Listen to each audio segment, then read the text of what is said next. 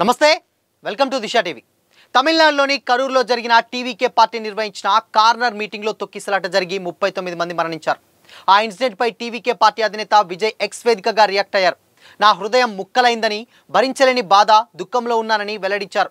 ప్రాణాలు కోల్పోయిన సోదర సోదరీమణులకు ప్రగాఢ సానుభూతిని తెలియజేస్తూ మృతుల కుటుంబాలకు 20 లక్షలు, గాయాలైన వారికి ఒక్కొక్కరికి 2 లక్షల పరిహారం ప్రకటించారు. తెలంగాణ సాంప్రదాయానికి ప్రతీకైన బతుకమ్మ పండుగను యునైటెడ్ అరబ్ ఎమిరేట్స్లోని ప్రవాసీ తెలంగాణీయులు అంగరంగ వైభవంగా నిర్వహించారు.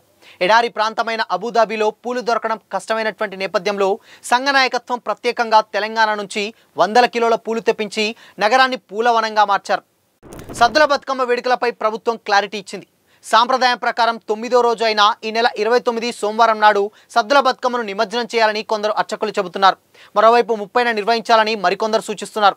దీంతో పండుగ తేదీపై కొంత గందరగోళం నెలకొంది. ఈ నేపథ్యంలోనే రాష్ట్ర ప్రభుత్వం కీలక ప్రకటన చేసింది.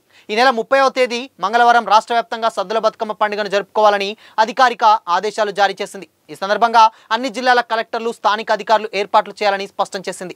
శంషాబాద్ ఎయిర్పోర్టుకు ఈమెయిల్ ద్వారా బాంబు బెదిరింపు వచ్చింది. గుర్తు తెలియని వ్యక్తులు ఉదయం 6:23 శంషాబాద్ ఎయిర్పోర్టుకు ఈ మెయిల్ చేశారు. దాంతో అలర్ట్ అయినటువంటి సెక్యూరిటీ టీమ్స్ అంతా గాలించి ఎలాంటి బాంబు లేదని గుర్తించారు. కేసు నమోదు చేసి దర్యాప్తు చేస్తున్నారు. గోదావరి ఉధృతంగా ప్రవహిస్తుండటంతో బాసరకు వరద ముప్పు పొంచి ఉంది. నవరాత్రి ఉత్సవాల సందర్భంగా మూల నక్షత్రం కావడంతో ఎక్కువ మంది భక్తులు వచ్చే ఛాన్స్ ఉంది కాబట్టి ఆలయ సిబ్బంది ఆందోళన చెందుతున్నారు. Shri Sharada Institute of Indian Management and Research manager Swami Chaitanyananda Saraswati alias పార్థసారథిని లైంగికంగా వేధిస్తున్నాడని పలువురు విద్యార్థినులు పోలీసులను ఆశ్రయించారు. దీంతో పోలీసులు అదుపులోకి తీసుకున్నారు. ఛత్తీస్గఢ్, ఒడిశా బోర్డర్ కాంకేరి దాంతరి అటవీ ప్రాంతంలో మరో ఎన్కౌంటర్ జరిగింది. ఇందులో 3 మావోయిస్టులను ఎన్కౌంటర్ చేశారు. మృతుల్లో Sarwan మడ్కం alias Vishwanath, Ramesh alias Rakesh, Hemla Basanti Kunjam alias హెడ్మేగా గుర్తించారు. హైదరాబాద్లో క్రైమ్ రేట్ను తగ్గించి క్రైమ్ ఫ్రీ సిటీగా తీర్చిదిద్దేందుకు చేసినటువంటి ప్రయత్నంలో పోలీసు ఉన్నతాధికారులు, సిబ్బంది ప్రతి ఒక్కరూ సమన్వయంతో పనిచేసిన కృషితో క్రైమ్ రేటు తగ్గిందని Hyderabad police commissioner DGP C V Anand అన్నారు. తెలంగాణ నిరుద్యోగులకు ప్రభుత్వం మరో గుడ్ న్యూస్ చెప్పింది. నిన్న సీఎం చేతుల మీదుగా గ్రూప్ 1 ఉద్యోగాలకు నియామక పత్రాలు ఇచ్చినటువంటి సంగతి తెలిసిందే. ఈ నేపథ్యంలోనే చాలా కాలంగా అభ్యర్థులంతా ఎదురు చూస్తున్నటువంటి గ్రూప్ 1 రిజల్ట్స్ను టీజీపీఎస్సీ విడుదల చేసింది. ఇవాళ గ్రూప్ 2 ఫలితాలను TGPSC chairman Burra Venkatesham release చేశారు. మొత్తం 18 కేటగిరీలకు సంబంధించి ఎంపికైనటువంటి వారి జాబితాను టీజీపీఎస్సీ వెబ్సైట్లో అందుబాటులో ఉంచినట్లు పేర్కొన్నారు. మొత్తం 783 పోస్టులకు గాను ఎంపికైనటువంటి 782 మంది జాబితాను వెల్లడించింది. కోర్టు కేసుతో ఒక్క పోస్టును పెండింగ్లో పెట్టింది. కాగా 2022లో గ్రూప్ 2 నోటిఫికేషన్ విడుదల చేసిన టీజీపీఎస్సీ 2024 డిసెంబర్లో రాత పరీక్ష నిర్వహించింది. ఈ ఏడాది మార్చి 11న జనరల్ ర్యాంకుల జాబితాను వెల్లడించింది.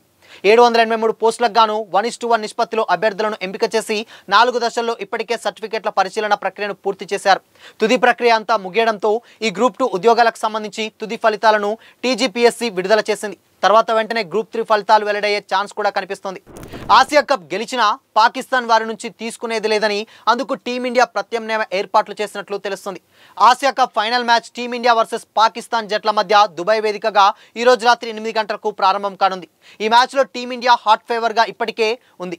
ఈ టోర్నమెంట్లో పాకిస్తాన్ను టీమిండియా 2 సార్లు చిత్తు చేసింది. అందుకే ఫైనల్ సైతం టీమిండియానే గెలుస్తుందని భావిస్తున్నారు. ఇలాంటి నేపథ్యంలో బీసీసీఐ కీలక నిర్ణయం తీసుకుందట. ఎలాగూ టీమిండియా గెలుస్తుంది కానీ ట్రోఫీని మాత్రం అందుకోకూడదని నిర్ణయం తీసుకుందట. ఎందుకంటే సూర్య కాకుండా టీమిండియా బౌలింగ్ కోచ్ మోర్నీ మోర్కల్ చేతుల మీదుగా ఈ ట్రోఫీని అందుకోవాలని నిర్ణయం తీసుకున్నారట. ఏసీసీ చైర్మన్గా ముహ్సిన్ నఖ్వీ ట్రోఫీని అందిస్తారు. అతను పాకిస్తాన్కు చెందినటువంటి అధికారి కనుక అతని నుంచి ట్రోఫీని సూర్య తీసుకుంటే ట్రోలింగ్ జరిగే ప్రమాదం ఉందని బీసీసీఐ ఈ నిర్ణయం తీసుకుందట. అంటే టీమిండియా ఛాంపియన్ అయితే సూర్య స్థానంలో మోర్కల్ ట్రోఫీని అందుకొని జట్టుకు అందిస్తారన్నమాట.